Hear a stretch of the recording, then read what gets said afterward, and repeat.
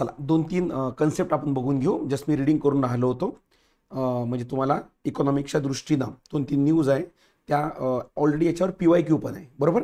एक वेळा बघून घ्या मला काय सांगायचं आहे. अशाच गोष्टी आपण चर्चेला आणतो ज्या सहसा तुम्हाला पुस्तकामध्ये वाचायला मिळत नाही, पण त्यावर प्रश्न मात्र नक्की आहे. ओके, जसं उदाहरणार्थ एक कन्सेप्ट आहे युनिव्हर्सल बेसिक इन्कम, ज्याला आपण काय म्हणतो UBI, युनिव्हर्सल बेसिक इन्कम. ठीक आहे, काय आहे पहिल्यांदा हा प्रश्न बघा आयोगाचा आलेला दिसते तुम्हाला स्क्रीनवर की भारत सरकारने दारिद्र्य निर्मूलनासाठी स्वीकारलेल्या त्रिआयामी दृष्टिकोनात खालीलपैकी कोणाचा समावेश होत नाही म्हणतो, बरोबर. जे भारताचं गरिबी निर्मूलनासंबंधी जे त्रिआयामी दृष्टिकोन आहे, ज्याला आपण बेसिक लेक्चरमध्ये काय शिकतो माहिती आहे का, नेहरूयन मॉडेल, योजना आधारित मॉडेल किंवा उद्योग आधारित मॉडेल, योजना आधारित मॉडेल, ग्रोथ मॉडेल, बरोबर. आणि आता स्किल डेव्हलपमेंट, बरोबर नाही का. तर स्किल डेव्हलपमेंट 2014 नंतर आलं ना, बरोबर नाही का. त्याआधी त्रिआयामी होतं. तर कोणता होत नाही म्हणते, तर बघा किमान मूलभूत सुविधांची तरतूद हा होतो.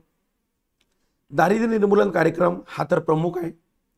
वृद्धी आधारित दृष्टिकोन जो 1991 नंतर आपण काय केला म्हणजे स्वीकारला, बरोबर नाही का. पण गरिबी अनुदान दृष्टिकोन हा आपण स्वीकारत नाही, बरोबर. हा गरिबी अनुदान दृष्टिकोन आहे ना, हाच म्हणजे लक्षात ठेवायचं म्हणजे आपलं युनिव्हर्सल बेसिक इन्कम, समजलं का. हे जे UBI आहे ना, युनिव्हर्सल बेसिक इन्कम, यालाच म्हणतात काय तर मूलभूत, हा जो प्रश्न आपण बघितला होता ना, काय गरिबी अनुदान दृष्टिकोन. चला समजली इथपर्यंत. आता काय आहे युनिव्हर्सल बेसिक इन्कम हे समजण्याचा आपण काय करू प्रयत्न. आता बघा युनिव्हर्सल बेसिक इन्कम ज्याला आपण UBI म्हणतो, काही फॅक्ट्स बघून घ्या. ज्याला आपण आर्थिक पाहणी अहवाल म्हणजे इकॉनॉमिक सर्वे म्हणतो, बरोबर नाही का. तर त्या इकॉनॉमिक सर्वेमध्ये आर्थिक पाहणी अहवालामध्ये तर भारताचा जो आर्थिक पाहणी अहवाल 2016-17 होता. आता आर्थिक पाहणी अहवाल जर 16-17 असेल याचा अर्थ हा 2018 मध्ये हा प्रसिद्ध झाला, बरोबर. आणि बघा हा प्रश्न पण 2018चाच आहे. म्हणजे या आर्थिक पाहणी अहवालामध्ये 1 वर्ष आधीचे आकडेवारी असतात ना रे बाबा. त्याचं नाव 16-17 मध्ये काय झालं, हा आर्थिक पाहणी अहवाल प्रसिद्ध झाला आणि त्यामध्ये ही संकल्पना काय करण्यात आली, प्रसिद्ध करण्यात आली. का करण्यात आली तर बघा त्याच्या मागचं काय बॅकग्राऊंड होतं. ओके, हे पहिलं वर्ष होतं माझं शिकवण्याचं. ठीक आहे. आता बघा गरिबी निर्मूलनासंबंधी म्हणजे ही संकल्पना का बरं आणली त्याचं मी तुम्हाला थोडं बॅकग्राऊंड देतो. गरिबी निर्मूलनासंबंधी जी पहिली कमिटी होती ती पहिली कमिटी ज्याला आपण म्हणतो YK अलग समिती, बरोबर. याच्या आधी गाडगीळ समिती होती पण त्याचा आकडेवारी नाही आहे. YK अलग समिती, या YK अलग समितीने काय म्हटलं, भारतामध्ये 54% लोक गरीब आहे. ठीक आहे. जर आपण तेंडुलकर कमिटीचा आधार घेतला, जी कमिटी तुम्हाला सर्वांना माहिती आहे, तेंडुलकर कमिटी म्हणते भारतामध्ये 21% गरीब आहे. पण तुम्हाला माहिती आहे काय गोष्ट, इथं 54% म्हणजे 30 कोटी होते आणि इथं 21% म्हणजे पण 30 कोटी होते. पॉप्युलेशन वाढली ना, पर्सेंटेज कमी झाले पण नंबर तेवढाच आहे ना. मग असं म्हटलं की बा एवढे उपाय करून, हा जर 2 मिनिट आधी आपण त्रिआयामी दृष्टिकोन बघितला, एवढं स्वीकारून सुद्धा जर भारतामध्ये गरिबी निर्मूलन होत नाही तर मग काय करायला पाहिजे, गरिबी निर्मूलनासंबंधी जे आपले वेगवेगळे दृष्टिकोन आहे, वेगवेगळ्या योजना आहे, त्या सगळ्या योजनेला आपण बंद करून टाकू. ही कन्सेप्ट आली होती, हा विचार आला होता. आणि आपण काय करू, एक बेसिक जे रक्कम व्यक्तीला जीवन जगण्यासाठी लागते ती आपण फिक्स करू. उदाहरणार्थ व्यक्तीला जीवन जगायला 7,000 रुपये रक्कम लागते, 7,000 रुपये रक्कम लागते. जर त्याचं उत्पन्न हे किती असेल 5,000 तर त्याच्या अकाउंटमध्ये आपण 2,000 टाकू. जर तो 0 रुपये कमवत असेल तर 7,000 टाकू.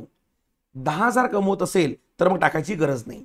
या प्रकारे एक बेसिक रक्कम त्याच्या अकाउंटमध्ये ट्रान्सफर करू, सगळ्या योजना बंद करू, म्हणजे तो किमान जीवन आपलं जगू शकेल. त्यालाच म्हणतात युनिव्हर्सल बेसिक इन्कम म्हणजे UBI. ओके, चला कन्सेप्ट कळली तुम्हाला. आता याचे काही फायदे पण आहे आणि काही तोटे पण आहे, त्याच्यामध्ये मी काही सध्या जात नाही, बरोबर नाही का. पण 2016-17च्या आर्थिक पाहणी अहवालामध्ये हा दृष्टिकोन आला होता, त्याला गरिबी अनुदान दृष्टिकोन या नावानं म्हणजे ओळखला जातो, बरोबर नाही का. आणि त्या संदर्भात आज काय झालं की एक एडिटोरियल आला होता हिंदूमध्ये, युनिव्हर्सल बेसिक इन्कम. त्याच्यामध्ये म्हटलं की बा फायद्याचं की तोट्याचा. मी काय जात नाही त्याच्यामध्ये, मी नोट्स बनवून टाकून दिली तुम्हाला. पण जस्ट फक्त माझा उद्देश होता की बा युनिव्हर्सल बेसिक इन्कम एसटीआय मेन्समध्ये पण एक वेळा प्रश्न यावर काय याच्यावर जुन्या पॅटर्नमध्ये एसटीआय मेन्स आठवतं तुम्हाला जुना म्हणजे ते 60 मार्क होते नाही का 23 आधीचा रे बाबा त्यामध्ये होतं किंवा युनिव्हर्सल बेसिक इन्कमची वैशिष्ट्ये काय आहे नाही का तर हे जस्ट फक्त एक वेळा बघून घ्या चला कळलं. अजून एक पुढे बघा एक हे आलेलं आहे यामध्ये हे फक्त माहीत असू द्या तुम्ही काय एक कमिटी होती त्याला म्हणतात standing committee on statistics SCOS standing committee on statistics ही 14 सदस्यीय कमिटी होती आणि याचे अध्यक्ष होते प्रणव सेन आणि उद्देश काय होता माहिती आहे का आणि कोणी बसवली होती ही बसवली होती आपल्या इथं ministry of statistics and programme implementation सांख्यिकी आणि कार्यक्रम क्रियान्वयन मंत्रालय जो आपण राष्ट्रीय उत्पन्न चॅप्टर शिकतो ना बघा त्याच्यामध्ये हा मंत्रालय शिकत असतो आपण. मी तुम्हाला सांगतो की भारतामध्ये आकडेवारीची संपूर्ण जबाबदारी या संस्थेची आहे आणि या संस्थेअंतर्गत आपली संस्था काम करते ज्याला म्हणतात NSO नॅशनल स्टॅटिस्टिकल ऑफिस की जी भारतामध्ये राष्ट्रीय उत्पन्न किंवा इतर बाबींच्या मोजमापाचं काम करत असते बरोबर नाही का. काही दिवसाआधीच NSSO आणि काय CSO या दोघांचं विलिनीकरण करून ही संस्था स्थापन केलेली आहे तर ती याच मंत्रालयाचा भाग आहे. आणि जे MPLAD योजना आहे ना दर खासदाराला दरवर्षी 5 कोटी तर ती पण याच मंत्रालयाचा भाग आहे. तर ही एक कमिटी बसवली होती या कमिटीला सरकारनं बरखास्त केलं. कारण असं आहे प्रणव साहेबांचं म्हणणं असं होतं की बाबा तुम्ही जनगणनाच केली नाही तर तुम्हाला आकडेवारी कशी काय मिळणार आहे. तुमच्याकडे सगळा 2011चा कार्यक्रम हा चालू आहे ओके. मग यांना सरकारला वाटलं असेल की बा आपल्याला हा सांगून राहिला की बा जनगणना केली नाही त्यामुळे पकडलं बरखास्त करून टाकली ही कमिटी ठीक आहे. तर जस्ट फक्त या 2-3 बाबी होत्या तर ह्या तुम्हाला सांगायच्या होत्या. अजून एक आहे 1-2 यामध्ये एक हे आहे ना तुम्हाला वाटते का आयुष्यमान भारत या योजनेमध्ये नुकताच बदल केला यावर मी एक लेक्चर घेणार आहे यूट्यूबवर HRDच्या दृष्टिकोनातून मी टेलिग्राम नोट्स पण टाकलेली आहे वर बघा एक आहे नाही का. तर यामध्ये बघा काही गोष्ट आलेली आहे बघा थायलंड मॉडेल आठवते का तुम्हाला म्हणजे बेसिक लेक्चरमध्ये मी एक वेळा शिकवलं होतं तुम्हाला आणि एक आहे US मॉडेल. जर ऐकायचं असेल ना तर ऐकून घ्या थोडं जर ऐकायचं असेल तर बघा आरोग्यासंदर्भातला म्हणजे आरोग्याच्या विकासासंदर्भातले 2 मॉडेल आहे जगामध्ये. एक आहे थायलंड मॉडेल आणि एक आहे अमेरिकन मॉडेल. थायलंड मॉडेल काय म्हणते की तुम्ही एक काम करा हेल्थ इन्फ्रास्ट्रक्चर हे विकसित करा थायलंड मॉडेल म्हणते. US मॉडेल काय म्हणते माहिती आहे का हेल्थ इन्फ्रास्ट्रक्चर नाही तुम्ही काय करा विमा कव्हरेज वाढवा बरोबर काय वाढवा विमा कव्हरेज. कारण प्रत्येक लोकसंख्या वाढीनुसार प्रत्येक वेळेस तुम्ही हेल्थ इन्फ्रास्ट्रक्चर काय करू शकत नाही देऊ शकत नाही. तर भारत सुरुवातीला थायलंड मॉडेल अवलंबत होता पण आता भारत कशाकडे गेला US मॉडेलकडे त्यामध्ये दिल्या गेलेला आहे. तर जस्ट फक्त मी वाचत होतो म्हणून मी तुम्हाला असं वाटलं की बा म्हणजे सांगावं थोडं म्हणून हे UBI वगैरे ठीक आहे.